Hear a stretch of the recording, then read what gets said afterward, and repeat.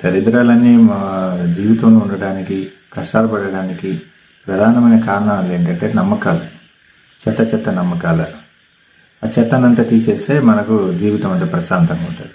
ఒక అమావాస్య రోజు మన హైదరాబాద్ సిటీలో 10,000 కోట్ల రూపాయలు బిజినెస్ తగ్గిపోతుందంటే మనం నమ్మాల్సి వస్తుంది. ఎందుకంటే నమ్మకం ఏముండదు. అమావాస్యకి ఏమైంది, దానిపైన అది మన మీద అంత ఇంపాక్ట్ ఏం చూపదు. కానీ మైన్యూట్గా ఉంటాయి కొంచెము, ఎందుకంటే లోపల బాడీలో వాటర్ ఉంటుంది కాబట్టి ఆ వాటర్కి అక్కడ ఉన్నటువంటి ఆకర్షణకు కొంత ఉంటుంది, మైన్యూట్, చాలా మైన్యూట్లో. అందుకని ముందు ఈ శకునాలన్నిటిని తీసేయాలి. అంటే దేన్ని నమ్ముతున్నామో అన్నిటి మీద విజయం సాధించాలి ముందు. అప్పుడు ఈ ఆటోమేటిక్గా దరిద్రాలన్నీ పోతాయి. దరిద్రాలు పోవాలంటే శకునాలన్నిటిని ముందు తోసేయాలి, పక్కన పడేసేయాలి చెత్త అంతా. దీని గురించి నేను చాలా అనుభవాలు నాకున్నాయి దీంట్లో, మీకు అన్నీ కూడా చెప్తాను. అవన్నీ నేను అధిగమించే ఇప్పుడు అన్నీ ఏం లేవు, చెత్త అంతా తీసేస్తాను మైండ్లో నుంచి. మీరు కూడా చేయండి పని. శకునాలు అన్నీ ఏవైతే మీరు చెత్తను నమ్ముతున్నారో ఆ నమ్మకాలే మిమ్మల్ని శాసిస్తూ ఉంటాయి. ఇది జరిగితే ఏం జరుగుతుందో, ఇది జరిగితే నా జీవితం ఏమైపోతుందో ఏందో అని. శాశ్వతంగా ఉండటానికి ఎవరు రాలేదు, ఏం భయపడద్దు, అందరు పోయేవాళ్ళే. ఇప్పటికే చాలా సమయం అయిపోయింది, 40-50 సంవత్సరాలు, 10 ఏళ్ళు 20 ఏళ్ళు బతుకుతారు, లేదా 30 ఏళ్ళు బతుకుతారు. అందుకని ఎందుకు ప్రతిసారి భయపడుతుంటారు ఈ 10 ఏళ్ళకి 20 ఏళ్ళ కోసం? ఉదయం స్టార్ట్ చేయండి, ధ్యానం స్టార్ట్ చేయండి, పవిత్రులు కానీ ఆ శకునాలన్నిటిని పక్కన పెట్టండి. ఏమైతే చూడండి, దాంతో తెలుసుకోండి. అలాగే మద్రాసు అంటే నచ్చదు అనుకోవటం కాదు, వెళ్ళి ఎందుకు నచ్చదో తెలిస్తే ఒకసారి వెళ్ళొస్తే సరిపోద్ది కదా. మద్రాసులో ఎక్కువ చీటింగ్ చేసే వాళ్ళు ఉంటారంట అని శకునం నమ్ముతాం, ఆడిపోతే నిజంగానే నష్టం జరుగుద్దేమో అని. అవి నమ్మినే జరుగుతూ ఉంటాయి. ఎందుకంటే కాన్షియస్ మైండ్ ఏవైతే తీసుకుంటుందో అదే కదా జరిగేది. ఒకసారి ఇవన్నీ కదా చెత్త అని పోయి చూసి అసలు నిర్ధారణ చేసుకోవాలని వెళ్ళారనుకో, అప్పుడు అక్కడ ఏముండదు, అన్ని సినిమాలు థియేటర్లు అన్నీ ఉంటాయి, అందరు బిజినెస్లు చేసుకుంటారు చక్కగా. ఉంటాయి కొన్ని అనుభవాలు వాళ్ళ దగ్గర కూడా. ప్రతి రాష్ట్రంలోనూ ప్రతి ప్రదేశంలోనూ ఉన్నారు కదా చెత్త. మన ఊళ్ళో లేరా ఏంటి? మనల్ని మోసం చేసేవాళ్ళు, తిరిగేవాళ్ళు, చేసేవాళ్ళు అజ్ఞానంతో. అందుకని ఏంటంటే ఈ శకునాలన్నీ తీసేస్తే దరిద్రాలన్నీ పోతాయి, అదృష్టం కలిసి వస్తుంది. అదృష్టం కలిసి వచ్చేది కాదు, అదృష్టవంతులమే మనం ఫస్ట్, అది బయటకు వస్తుంది. అప్పుడు శకునాలన్నీ డామినేట్ చేస్తుంటే శకునాలే వస్తుంటాయి. ఎందుకంటే మన కాన్షియస్ మైండ్కి ఏవైతే ఇస్తామో అవే కదా వచ్చేది. అందుకని మనం ఈ చెత్త అంతా ముందు తీసేసేయాలి, నమ్మటం మానేసేయాలి ఈ చెత్త అంతా. అసలు చూడండి ఎంత చెత్త అంటే,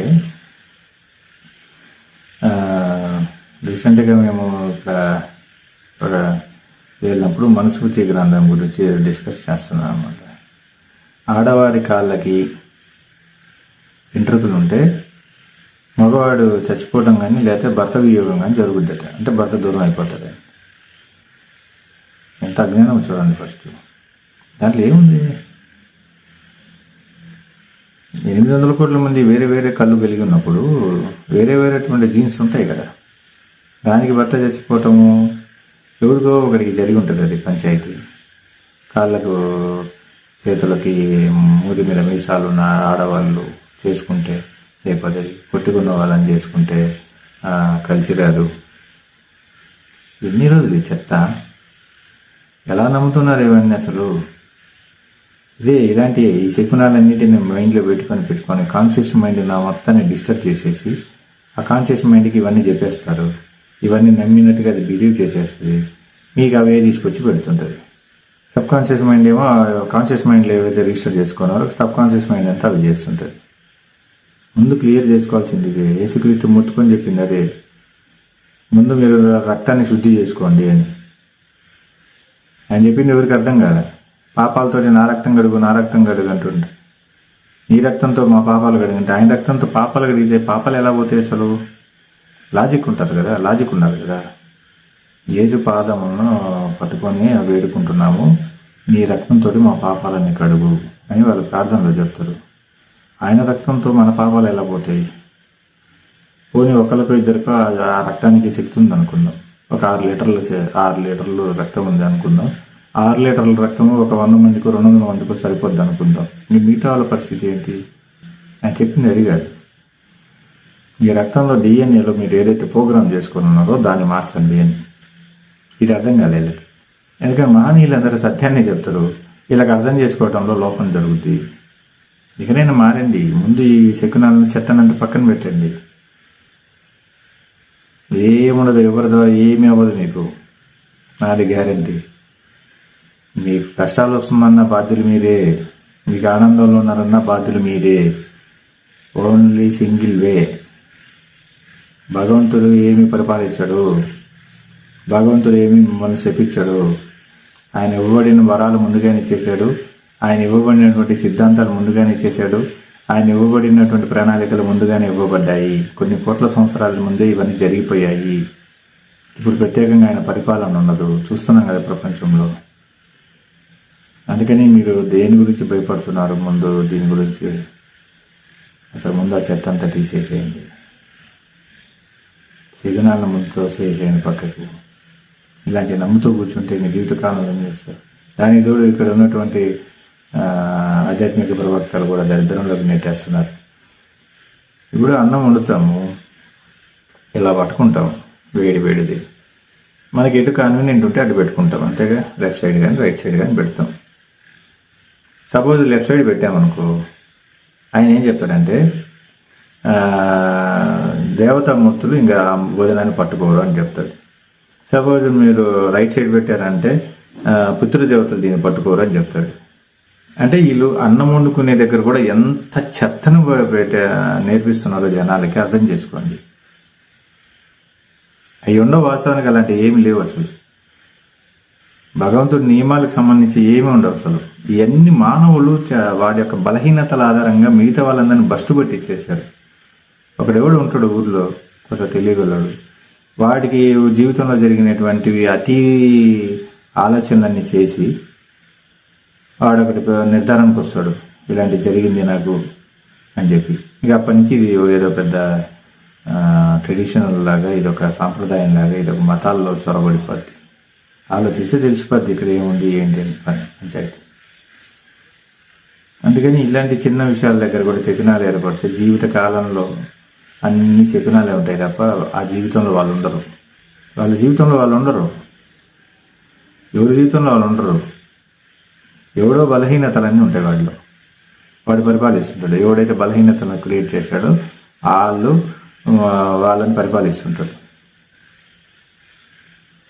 అంతేగాని వాళ్ళల్లో వాళ్ళు ఉండరు, వాళ్ళ జీవితంలో వాళ్ళు ఉండరు. ఈ శకునాలు ఉంటాయి.